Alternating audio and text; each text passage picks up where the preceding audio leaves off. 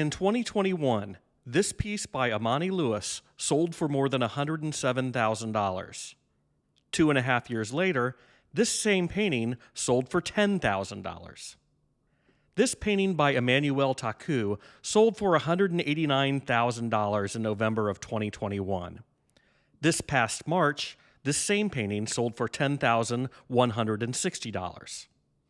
So how can this be? What's going on with the art market? Well, the New York Times recently published an article on this very subject, so I thought we should talk about it.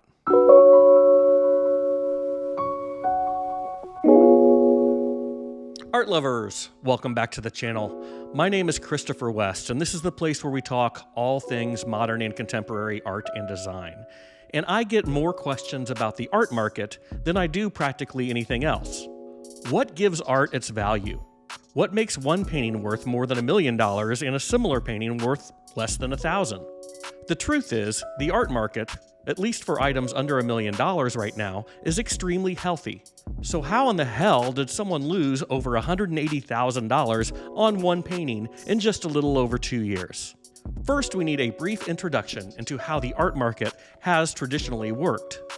At the center of it all is, of course, the artist.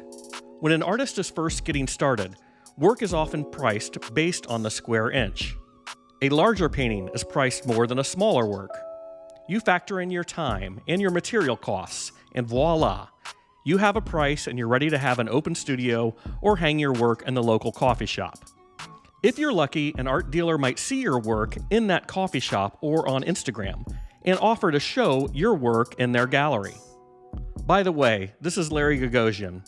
He's not looking for artists at his local coffee shop. He's one of the biggest art dealers on the planet. More on him later. But let's say you're given your first big break and that art dealer offers to hang your work in a group show in their gallery. The traditional split between the artist and the gallery is 50-50. So the gallery owner will likely raise your prices a bit, as they often have overhead costs and a staff to pay. Then there's the famous art opening. This is where the dealer invites all his clients and the general public to sip on cheap wine and snack on stale crackers. And at these events, you're supposed to wear your nice shoes and act like you're having fun. And if enough wine is consumed, maybe, just maybe, someone will see your work on the wall and get out their wallet.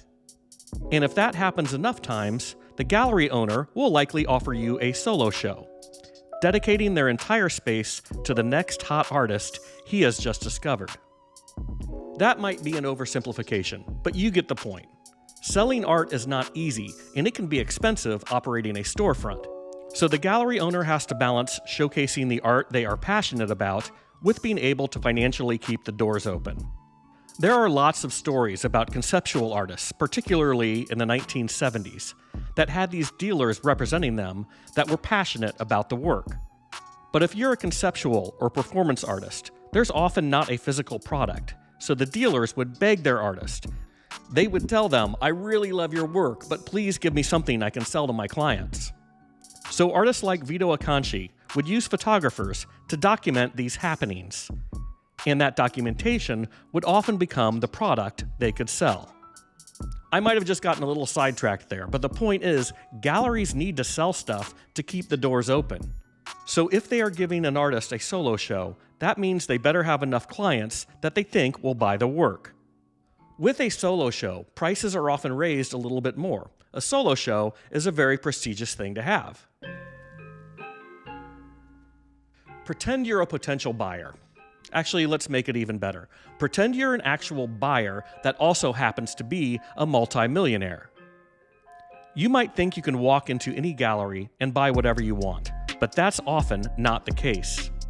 You see, the dealers are going to want to sell to their important clients first, the ones that regularly support their entire program, not just to some guy who walks in off the street. They are also going to try and sell to museums. This is often their number one priority. When an artist's work enters a museum's collection, it's typically there for a long time, ideally forever. And being in a museum collection is also very prestigious, again raising the value of all the rest of the artwork as well. And maybe more importantly, taking that painting off the market forever, making all the rest of the work more scarce. Hopefully you're starting to see how value can be added to the artwork. We could go on and on. Beyond the solo show at the gallery and having your work in a museum collection, there's also a solo show at a museum, which is even more important. And beyond that, as great as the Des Moines Art Center might be, having a show at MoMA in New York is more important than having one in Des Moines. And while all this is going on, the work is getting more and more valuable, but ending here would be too simple. As in every market, there are rumors, there is speculation, and there are tastemakers. Take Don and Mira Rubel, for example. Their collection is so huge, and they have collected so much art that they have opened up not one, but 2 museums to house their collection, one in Miami and another in Washington, D.C. As you can imagine, they not only have the passion, but the means to collect pretty much whatever they want. And when they buy art, they are not just buying one piece by this artist and another piece by that artist. They are collecting in depth, meaning when they find an artist they like, they will buy multiple pieces by that artist. Let's pretend again that you're that artist that just opened their first solo show at that gallery. Maybe you have 10 paintings hanging in the show, and they're priced at $10,000 each. And then the Rubels, or someone similar, stops by and loves the work. They might buy 5 or 6 pieces from your show. That's great! Congrats, your work is just entered into one of the most important collections in the country. But then rumors start spreading that the Rubels are hot on this artist, and because they are such important collectors, everyone else is scrambling to get the remaining 5 pieces. You might have 20 people wanting those last 5 works, and this is when the gallery's job is really important. The gallery's job is no longer about selling the work, but placing the work. That's right, the galleries will decide who will have the honor and privilege to spend their hard-earned dollars on a painting. And there's different factors in deciding who will be allowed to purchase the work. How many works have the collector purchased from the gallery? Are they holding on to all of those works and proudly displaying them in their home, or more commonly, multiple homes? Are you a board member at a certain museum? And do you plan to donate your collection to that museum? The last thing a gallery wants to do is sell one of those 5 remaining paintings to a speculator or flipper. And it's now when we can talk about the last leg of that table, the auction house. You see, if one of those remaining 5 paintings goes to a flipper, and if they know they are one of the privileged few who was allowed to purchase one, they may send that artwork immediately to an auction house to try and capitalize on the increased demand. And this is when you see those sales, where the estimate seems really low and the selling price seems really high. The auction houses are really smart too, and they know the market. So these sales by these hot artists are often at the very beginning of these important auctions. The auction houses aren't really interested in preserving the artist's career. They're more interested in maximizing the profits for their consignor. So what's the big deal? Don't higher prices benefit everyone? The artist? The gallery? The collector? Well, the answer is no. You see, there might have been 20 people that wanted that one painting at $10,000. But when that painting sold at auction for $200,000, well, there was just one guy who wanted it at that price. And that guy just bought it. And you can't all of a sudden raise the prices of the rest of the work in the gallery to $200,000. There just isn't the demand there. But the other collectors likely saw that huge result achieved at auction. And naturally, they think, if I can take my $10,000 investment and increase it by 10, 15, 20 times in the course of just a few short months, well, you see the temptation. The problem is there was only one person willing to spend that $200,000 on that painting. So the next painting to hit the auction block will likely go for less.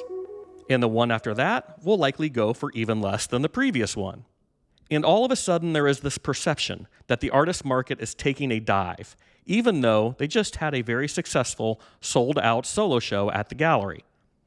So if the gallery is taking so much care to place these works with important collectors, how does this happen? How does one lose almost $180,000 on a painting in just over 2 years? How do we get results like the ones referenced at the beginning of this video and in the New York Times article? Well, let's go back to our chart. Certainly from time to time, a bad collector will slip through the cracks. They will convince the dealer that they are not going to flip the work and then immediately go back on their word. The problem is you will only be able to do this a time or two, as the gallery will certainly never sell to you again, and the art world is a small place. You'll soon have the reputation that you're only in it for the money, not for the art. But in these particular cases, it also looks like the artists are to blame too. Remember that 50-50 split we talked about, where the artist and the gallery share in the profits? If you're a young artist, and this typically happens with younger artists new to the game, you might think to yourself, after having a sold-out solo show, why am I sharing this money with the galleries? What if I just do it myself and keep 100% of the profits? So you invite a collector you met at the opening to your studio. They seem nice and seem to love the work. They too, like the Rubels, want to purchase 5 pieces. So you sell them 5 paintings at $10,000 each, and you just made $50,000 instead of the $25,000 you would have made by selling through the gallery. That's great, right? Again, the answer is no. Because you, as a young artist, don't know the market as well. You don't know the players, and you just bypassed the gatekeepers. You could have just sold to a flipper. And maybe that flipper was able to sell one painting for $100,000 to an unsuspecting collector who thinks they are getting a great deal because that other painting at auction just brought $200,000. So now the flipper has doubled their money in selling one of their 5 paintings, and they're not really concerned with what the other pieces bring. So they dump the remaining works on the market, and the prices continue to fall. All of a sudden, that original collector, the one that spent $200,000 at auction, sees the artist's market tanking, and ultimately decides to try at least and get something for their painting before it's worth nothing. And that, friends, is how you destroy an artist's career. Is there hope for these artists? Can they rebound? Time will tell. But if you're buying art for investment, particularly from young, hot artists, someone's bound to get burned. So buy what you love, hang it on the wall, and bask in all the other great reasons there are to collect art. That's all for today, folks. If you like stories about the art world, check out this video right here I did on the world's greatest art thief. Subscribe if you haven't done so already, and I'll see you on the next one. Ciao.